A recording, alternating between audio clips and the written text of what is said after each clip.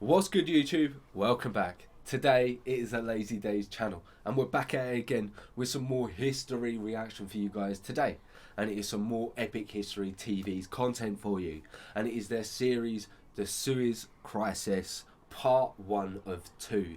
Highly requested by you guys. We do apologise it's taken so long to get to it, but we are looking forward to finding out what happens in this episode today. I have no idea what this is, by the way. No, neither do I, so I'm definitely looking forward to it. Yeah. If you guys haven't already, head over to Epic History TV's channel. A link's going to be in the description box down below. If you guys are enjoying our content, like, comment, subscribe, hit that notification bell. But we're going to jump straight into this one. Let's do this.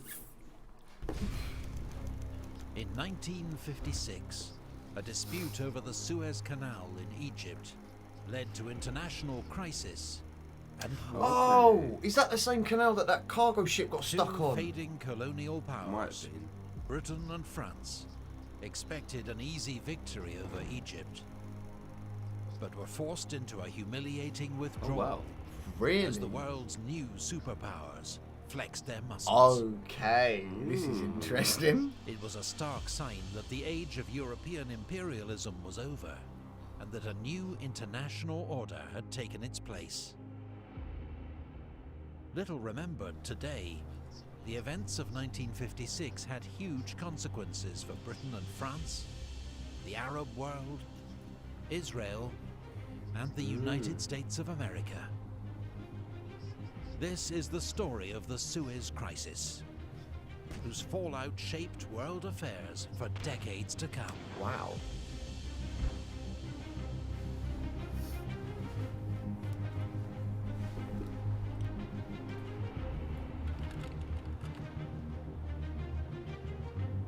Okay.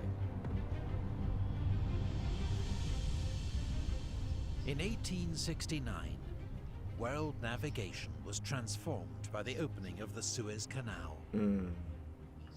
This 100-mile man-made waterway through the Egyptian desert cut 5,000 miles off the voyage from Europe to Holy Asia, shit. as ships no longer had to sail around That's Africa. mad. Yeah. Okay.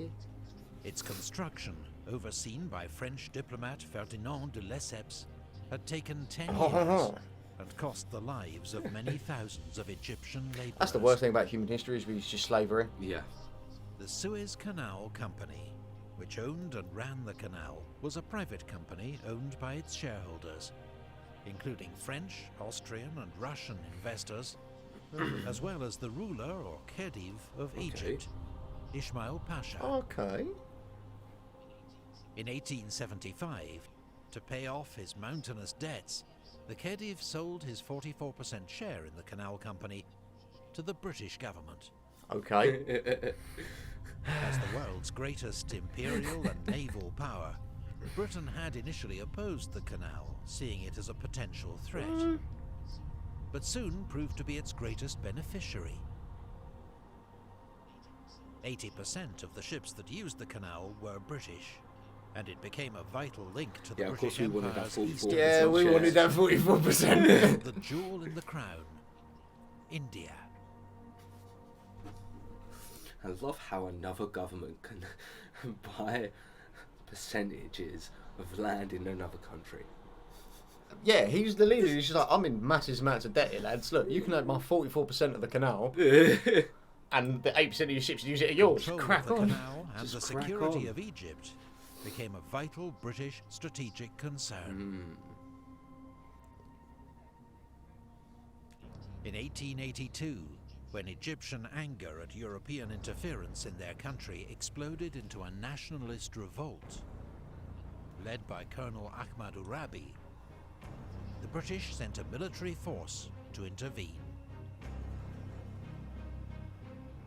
The Egyptian army was swept aside, and Egypt effectively became a British protectorate for the next 60 years. Okay. Okay. British control of the Suez Canal was a major strategic advantage in both world wars. Yeah, okay. But in the wake of victory in World War II, the British Empire was in retreat. India, Pakistan and Burma gained their independence, There were revolts against British rule in Malaya, Kenya and Cyprus. Egypt had received formal independence in 1922, but Britain continued to station troops there and govern much of the country's affairs. Only in 1947 did British troops withdraw to the so-called Canal zone, under an earlier deal with Egypt's King Farouk, that the British could keep bases there until 1956.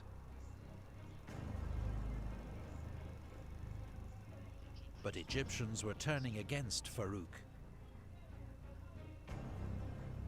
They blamed him for failing to prevent the creation of the Jewish state of Israel, and for Egypt's defeat in the Arab-Israeli war that had followed.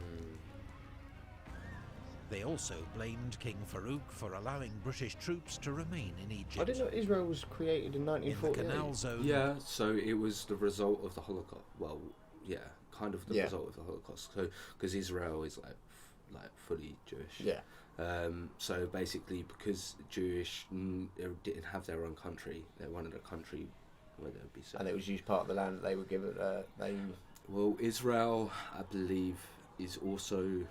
Israel is a really highly contested places between Christians, Muslims, and also Jewish people. Yeah. All three have some kind of like not hold, but religious history there. Yeah. Okay. At some point. So yeah, but I think Jerusalem is there, and I think Jerusalem was the home of Jewish people. I believe I might have some slight details wrong. I'm not 100% accurate, but yeah. British soldiers and civilians came under attack from the increasingly hostile local population, with riots, arson and gun battles, leading the British to impose martial law. By 1952, a group of nationalist Egyptian army officers, known as the Free Officers Movement, had had enough. They seized power in a military coup. King Farouk was forced to abdicate and went to live out a luxurious exile in Italy. The following year, Egypt was declared a republic.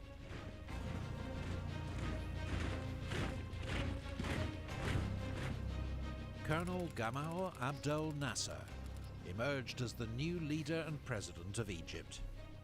A committed and charismatic Arab nationalist, determined to free Egypt from foreign influence. Understandable.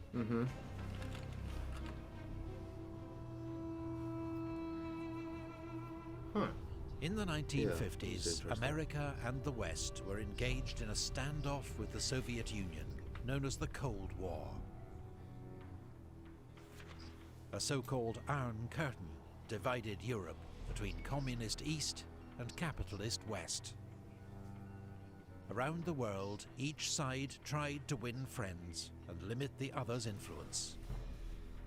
Egypt, the largest and most powerful Arab state, would be a valuable prize for either side. But which way would President Nasser turn? US President Dwight D. Eisenhower wanted to win over Nasser, but couldn't grant his request for a major arms deal. They'd most likely be used against Israel, which had many supporters in the US.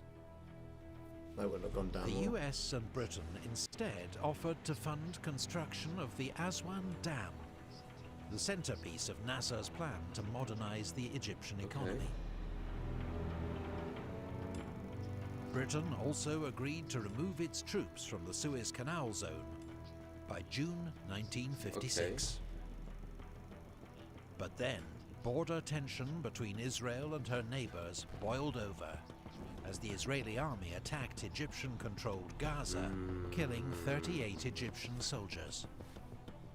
The Gaza raid made Nasser determined to rapidly strengthen and modernize Egypt's army. Understandable after having an attack on your country. Yeah. What do you expect? Since the US wouldn't help, Nasser turned to the Soviet bloc and signed a major deal to purchase modern tanks and aircraft from communist Czechoslovakia.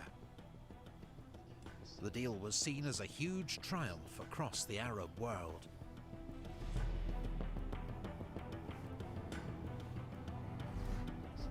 Nasser further antagonized America by establishing diplomatic relations with communist China.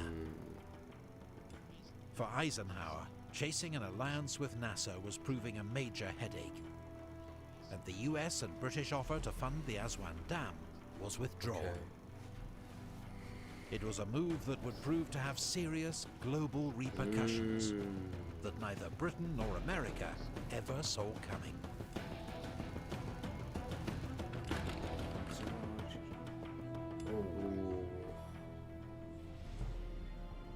On the 26th of July, 1956, Nasser stunned the world by announcing that with immediate effect, Egypt would nationalize the Suez Canal Company. We dug the canal with our lives, our skulls, our bones, our blood, he declared. The money is ours, and the Suez Canal belongs to us. Fair play. We shall build the Aswan Dam our own way. If Britain and America would not fund the dam, Nasser intended to fund it himself with profits from the Suez Canal Company. His speech received an ecstatic response from the people of Egypt. Nasser's move was entirely legal. The company's shareholders would be bought out at fair prices. Yet his decision would trigger an international crisis, war, and a new era in the balance of world power. In Britain, Prime Minister Sir Anthony Eden responded with fury to what he saw as a major attack on British national interests. 15,000 ships a year came through the Suez Canal, and from the Middle East they brought a vital resource that the British economy couldn't survive without. Through it travels today about half the oil without which the industry of this country, of Western Europe, of Scandinavia, and of many other countries too, couldn't keep going. This is a matter of life and death to us all. Nasser, as Eden put it, had his thumb on our windpipe. As Britain's Foreign Secretary in the 1930s and World War II, Eden had made his reputation by opposing appeasement, the policy of trying to maintain peace by giving in to the demands of dictators. But now, with poor health and frayed nerves clouding his judgment, he convinced himself that Nasser was another Hitler or Mussolini, an Arab dictator that Britain had to face down. Oh dear. The Egyptian president, he decided, would have to go. Oh wow. It's never good when we say that someone needs to go. French Prime Minister Guy Mollet agreed with Eden's assessment. He had an additional reason to want Nasser gone. Okay. France was fighting a bitter war in its African colony of Algeria against nationalist rebels, trained and supplied by Nasser. Britain and France now secretly began planning a military operation to seize control of the Suez Canal, remove Nasser from power, and reaffirm their status as major global powers.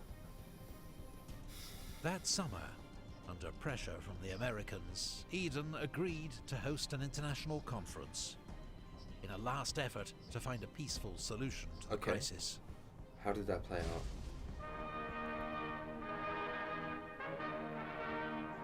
Lancaster House, London, naturally attracted quite a crowd on the opening day of the Suez Conference. 22 nations were represented. Only 2 countries, Egypt and Greece, had declined the invitation to the fateful meeting. 18 of the 22 nations supported Britain and France's position that the Suez Canal be returned to international ownership.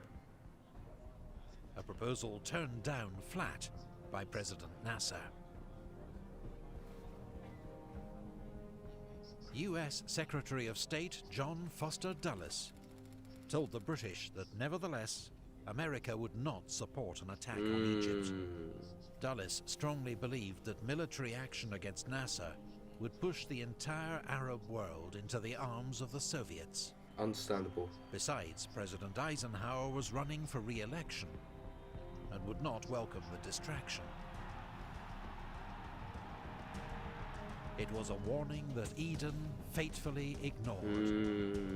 Britain and France had already chosen the path to war. Oh no.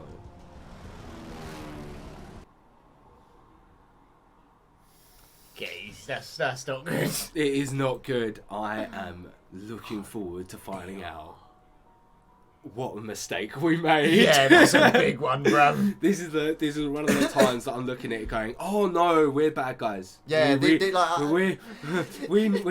not as good as anyone else. Like, we're really not. We see the information that comes out of some of these videos of what England's done. Yeah, and we just think no country is okay, good. yeah, No that's country is good. not good. And then we see this. Ah, absolutely Oh, insane. This is God, we're gonna do something stupid, aren't we? Oh, we definitely are. If you guys are looking forward to finding out what our reaction is to what we do in this situation, then like, comment, subscribe, hit that notification bell, but we will catch you in the next video. Oh, this is gonna be so interesting.